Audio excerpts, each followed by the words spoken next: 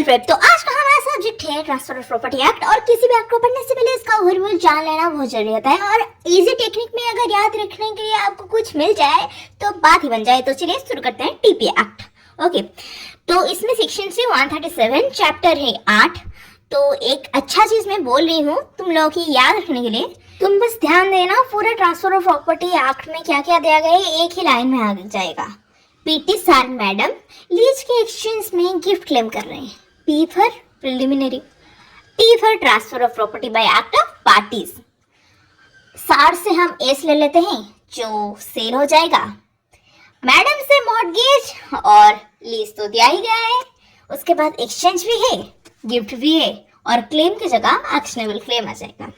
बस तुमको ये एक ही लाइन याद रखना है। उसके बाद लाइन से मतलब चैप्टर 1 में प्रिलिमिनरी, 2 में एक्ट ऑफ पार्टीज, 3 में सेल, 4 में मॉर्गेज, 5 में लीज, 6 में एक्सचेंज, 7 में गिफ्ट, 8 में एक्शनेबल क्लेम, सब मतलब एक साथ ही दिया गया है। तुमको बस ये एक ही छोटा सा लाइन याद रखना है। पीटी सर मैडम लीज के एक्सचेंज में गिफ्ट क्लेम कर रहे हैं। कितनी आसान है भाई। अगर तुमको ये याद नहीं रह रहा ना भाई, तुम पढ़ाई छोड़ दो। इतना इजी तो कोई और नहीं पढ़ाएगा जितना इजी टेक्निक मैं ला रही हूँ। अगर याद रहेगा, मतलब अगर कुछ भी हेल्प हुआ सब्सक्राइब कर लेना अभी।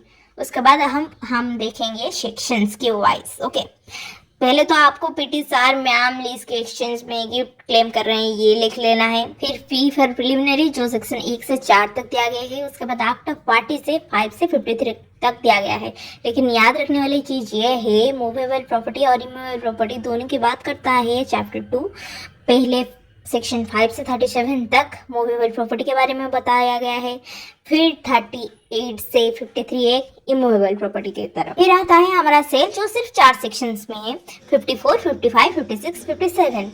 फिर मॉर्गेज जो 58 से 104 तक है। और याद रखने वाली चीज ये है, मॉर्गेज में चार्ज इंक्लूडेड है। मतलब मॉर्गेज में 58 से 98 तक दिया गया है। उसके बाद चार्ज के लिए 100 से 104। उसके बाद लीज 105 से 117, एक्सचेंज 118 से 121, गिफ्ट 122 से 129, और एक्शनेबल क्लेम 130 से 137। हो गया ना, बहुत ही आसान है। तुमको बस याद रखना है और अच्छे से रिवाइज करना है।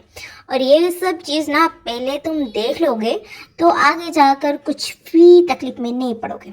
जैसे हर एक्ट में चैप्टर 1 में प्रिलिमिनरी दिया गया है, इस एक्ट में भी वही है। उसके बाद एक्ट ऑफ पार्टीज मूवेबल और इमूवेबल प्रॉपर्टी दोनों में ही लागू होगा। उसके बाद चैप्टर 3, 4, 5 बस इमूवेबल प्रॉपर्टी में ही लागू होगा। और 6, 7 मूवेबल इमूवेबल दोनों में लागू होगा। और एक्शनेबल क्लेम हमारा चैप्टर 8 सिर्फ मूवेबल प्रॉपर्टी में ही लागू होगा।